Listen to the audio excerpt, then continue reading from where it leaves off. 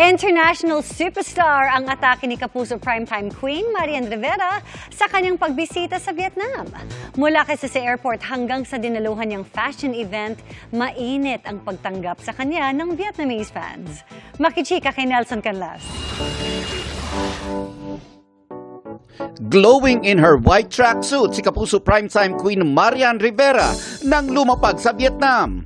At sa airport pa lang, pinagkagaluhan na ng fans si Yan Yan.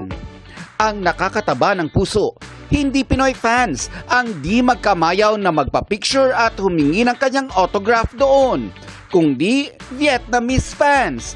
Ilang mga serye kasi ni Marian ang ipinalabas sa bansa sa mga nakaraang taon kaya't umani siya ng mga tagahanga doon.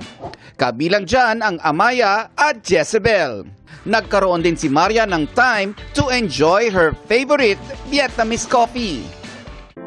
Kinabukasan, isang fashion event naman ang kanyang dinaluhan.